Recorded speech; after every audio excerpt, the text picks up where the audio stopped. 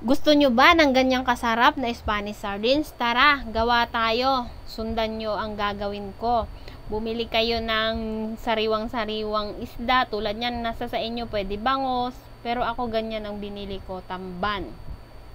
So, sariwang-sariwa yan. Tingnan nyo naman kung gaano kakinang, 'di ba? O, linisan nyo, tanggalin nyo ang ulo.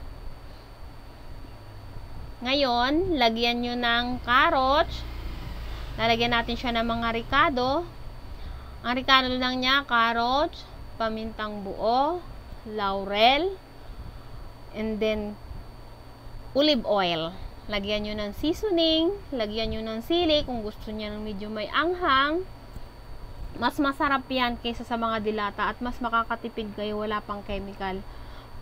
Promise, mas masarap yan kaysa sa dilata. Ngayon, kung gusto nyo naman, lagyan nyo kunting asukal na manamis-namis. Ako nilalagyan ko ng kunting asukal, yung iba ayaw. Pag nasa tamang pagluluto kayo, yan, lagyan nyo ng laurel. Pag nasa tamang luto yan, kahit taon yan, ilagay nyo lang sa mga Tupperware, lagay nyo sa rep. Tatagal yan. Hindi siya masisira. Basta nasa tamang pagluluto ha. Patutuyuin nyo na ang matitira lang ay yung olive oil. Ngayon, kung namamahalan kayo sa olive oil, pwede naman yung mga mantika na nagagamit dyan sa ano. Ako kasi more on, olive oil sa pagluluto. Kasi maganda siya sa heart. Ang olive oil. Alam mo na, hindi na tayo pabata. Kailangan natin mag-ingat. Ingatan ng ating mga katawan, ang ating mga sarili dahil nagkakaedad na tayo. Pero kahit sa hindi nagkakaedad ha, kailangan nyo mag-ingat palagi, lalo sa mga kinakain. So, ayan, pakukulaan natin siya. Ipi-pressure cooker natin 2 oras hanggang 3 oras. Depende sa lakas ng apoy ng pagluluto nyo ha. So, ayan, naka 2 hours ako dyan. Eksakto 2 hours. Ayan na siya. Malambot na yung tinik niya. Alalay lang yung apoy nyo ha, wag nyo masyadong lalaksan. Basta pag kulo, hinaan nyo na yung apoy. Nakadepende yung kung paano kayo magluto, kung gaano kalakas. Kasi ganun lang ang ginawa ko.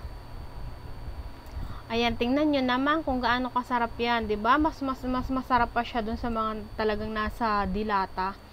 Ako kasi kaya tatagal ng sobra yan kasi purong olive oil lang inilagay ko. Pero pwede kayong magsabaw niyan, lagyan nyo ng mantika or yung regular na mantika, lagyan nyo, and then yung sabaw nyo, lampas dyan sa isda. Kasi 2 hours nyo papakuluan yan. Depende sa, ng apoy. Basta ganyan katuyo ang pagkakaluto ha, ganyan.